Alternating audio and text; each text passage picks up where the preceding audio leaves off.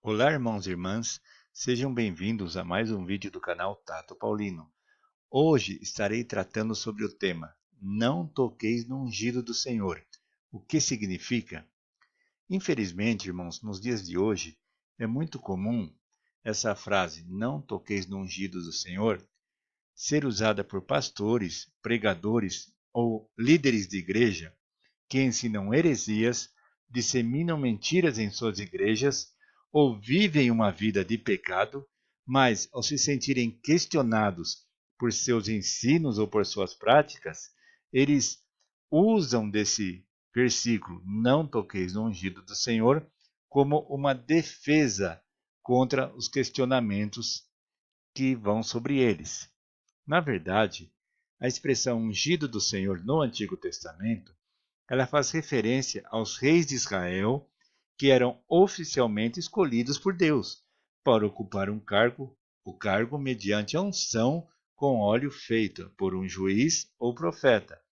E foi assim que Samuel fez com Saul e depois com Davi.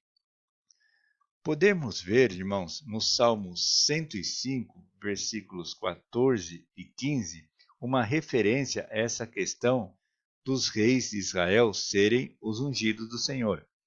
Diz assim o Salmo 105, versículo 14: A ninguém permitiu que os oprimisse, antes, por amor deles, repreendeu a reis. Quem repreendeu aqui? O próprio Deus.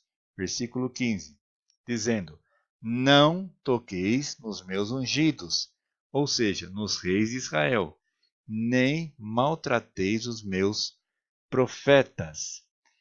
Mas, irmãos, há outros dois textos e duas ocasiões em que esse mesmo versículo é usado e que nos mostra claramente qual a razão dele ser usado, que não tem nada a ver com questionar ensinos, com exortar sobre algum pecado cometido.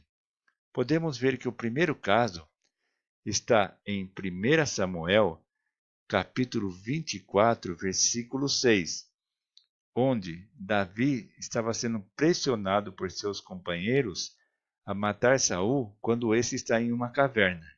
Então, Davi diz o seguinte aos seus companheiros, versículo 6 do capítulo 24: E disse aos seus homens: O Senhor me guarde de que eu faça tal coisa ao meu senhor, que no caso aqui é Saul, isto é, que eu estenda a mão contra ele, pois é ungido do Senhor. Então, qual é a ação que Davi não iria fazer aqui? Estender a mão contra ele, contra Saul. Não seria exortar ou questionar alguma coisa que ele havia falado ou que ele havia feito, mas era uma agressão física, e nesse caso até mesmo matar ao rei Saul. Outra ocasião em que acontece uma situação muito parecida está também no livro de 1 Samuel, capítulo 26, versículo 8 e 9, quando Davi livra Saul das mãos de Abisai. E diz o seguinte: Então disse Abisai a Davi: Deus te entregou hoje nas mãos o teu inimigo, que seria o rei Saul. Deixa-me, pois, agora encravá-lo com a lança ao chão de um só golpe. Não será preciso o segundo. Irmãos, prestem bem atenção. O que Abisai queria fazer aqui? Matar Saul com um golpe de lança. Mais uma vez, mostra-se a agressão física. Agora, olhem a resposta de Davi no versículo 9. Davi, porém, respondeu a Abisai: Não o mates, pois quem haverá que estenda a mão contra o ungido do Senhor e fique inocente? O que Davi disse aqui? Que ninguém pode estender a mão, ninguém pode agredir, ninguém pode matar um rei que era ungido do Senhor e fique inocente. É isso que Davi está dizendo aqui, que mais uma vez eu repito, não tem nada a ver com questionar ou exortar sobre alguma atitude tomada. Então nós podemos, irmãos, observar claramente que o intento aqui, nessas situações, seria de golpear, de ferir, matar, e não apenas questionar, corrigir e exortar. Então, não tocar no ungido do Senhor quer dizer isso. Agressão física a um rei de Israel. Porque, irmãos, se fosse realmente chamar a atenção, questionar e exortar a questão de não tocar no ungido do Senhor, o que nós poderíamos falar de Paulo quando este exorta a Pedro, porque o apóstolo Pedro lhe tinha atitudes diferentes quando estava entre os judeus e quando estava entre os gentios. O Novo Testamento nos diz que Paulo o exorta frente a frente. Isto está lá na carta aos Gálatas, capítulo 2. E Pedro não se defendeu usando essa frase, não toqueis no ungido do Senhor. Ele aceitou a repreensão. Mas, irmãos, nada melhor que a ordem de Paulo a Timóteo para fazer cair por terra essa desculpa esfarrapada desses falsos líderes, falsos pregadores, falsos pastores que usam de maneira errada a palavra de Deus.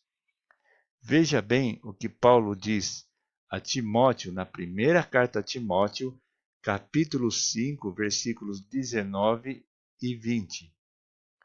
Diz assim o versículo 19: Não aceites denúncia contra o presbítero, senão exclusivamente sobre o depoimento de 2 ou 3 testemunhas. Então vamos lá. É para não se aceitar testemunha contra quem? Contra um líder da igreja, um presbítero. Porque Paulo diz, é preciso 2 ou 3 testemunhas. Então, estamos falando aqui de liderança eclesiástica, de um líder da igreja. Agora vejam a continuação desse texto no versículo 20. Quanto aos que vivem no pecado, quem são esses que vivem no pecado? Os presbíteros, que Paulo alerta no versículo anterior. Repreende-os na presença de todos, para que também os demais o temam. O que Paulo está dizendo aqui? Que esses presbíteros deveriam não só ser repreendidos, mas na frente de todos, para que esses aprendam e não cometam os mesmos erros. Então, irmãos, com este vídeo de hoje, eu quero mostrar para vocês que essa conversinha de falar não toquei no ungido do Senhor para se proteger de erros cometidos, de falsas doutrinas empregadas na igreja, de heresias ensinadas, não tem nada a ver com a palavra de Deus. Amém, irmãos? Se gostaram, deixe seu like, se inscreva no canal e ative o sininho para receber mais um vídeo do canal Tato Paulino. Obrigado e Deus os abençoe.